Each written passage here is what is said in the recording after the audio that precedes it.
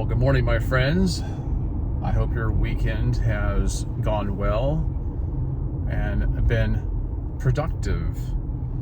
One of the things that my wife and I like to do with some of our spare time is antiquing. Now, she likes it more than I do, granted, but I do enjoy looking around, seeing what stirs up memories and what I can find that seems quite unique. You know, maybe something I've never seen before. It makes me question how people did things a long time ago. And I like being able to look at something and go, what was that used for?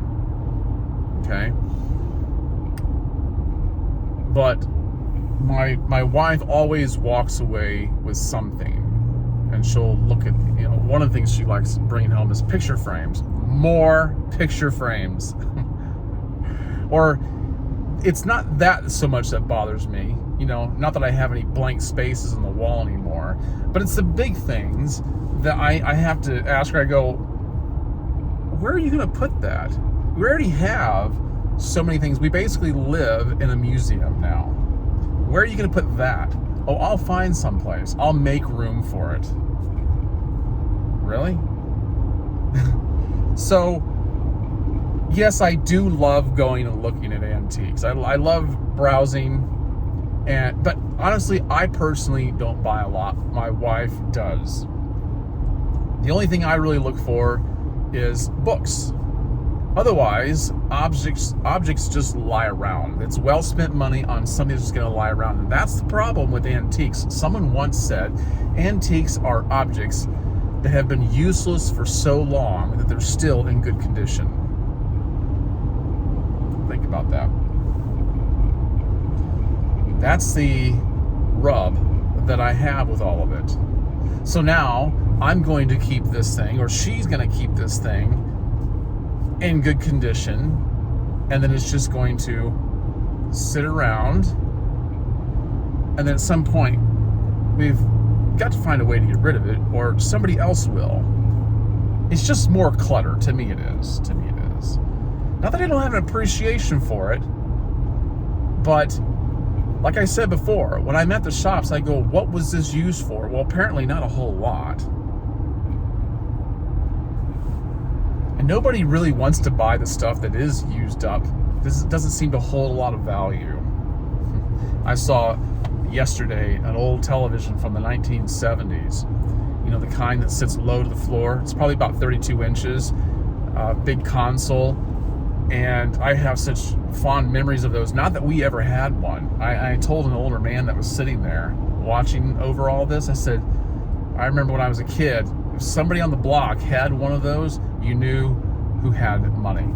And I always wanted one. Now they look so small and so low to the ground, it just seems ridiculous. But that was kind of the thing, at least to me it was. But this thing was not in very good condition. It was highly used.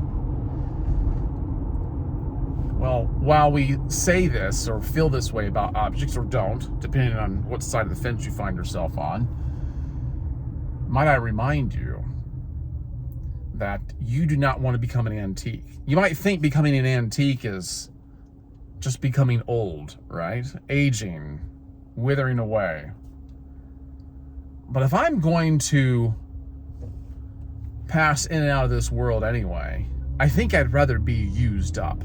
Now, don't get me wrong. When I get to the finish line, I want to feel like I make good decisions with my body, with my health, with my mind. I want to know that I was responsible, was a good steward of all of that.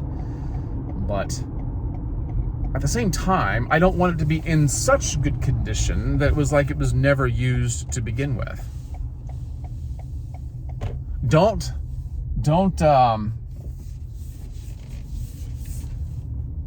put off doing things, like exercise, trying new things, just because you don't want to take a chance. You don't want to take any kind of risk that might put you in harm's way. Now, I'm not saying put yourself in harm's way intentionally. I don't want to send the wrong message, but I do want to convey that you don't want to become simply a relic of the past. That people can go, oh, look, he's still shiny. If I'm going to be sitting on someone's shelf, I better be nothing more than ashes. Right? Don't dawdle your life away. Do something with it. I don't mean literally go out and do something stupid, but make use of it.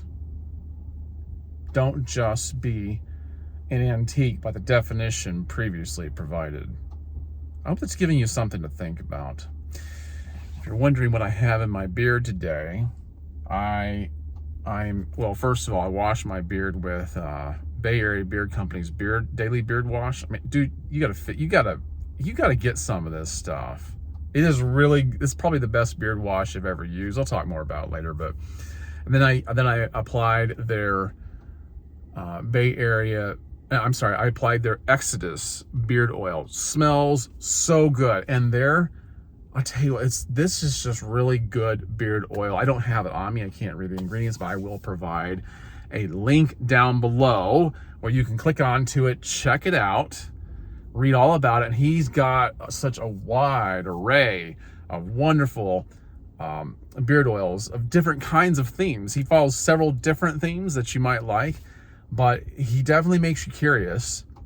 And the Exodus beard oil is what I have. I did blow dry my beard to straighten it out, to give it some length, and then I applied his Exodus beard balm, and I just love it to death. Exodus is one of my favorite ones of his, so consider that. Use my code Greg. It'll save you 20%. All right, just look down in the description below. Everything's there that you need. All right, I hope you've enjoyed this video. I hope you found it useful. Maybe it's giving you something to think about. All right. If you like this content, make sure you hit the thumbs up. No one's going to see if you hit the thumbs down. Probably not even me. Hopefully you're not doing that. If you want a tangible way of saying thanks, just getting a thank you is enough, really. But if you want a tangible way of saying thanks, there is a super thanks button down below, or I'll provide a PayPal link likewise.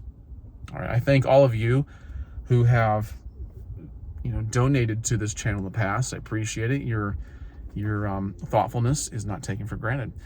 Guys, I hope you enjoy your day. I hope this has really spurred you on. All right, have a great day. Catch you in the flip-flop. In the meantime, be wise.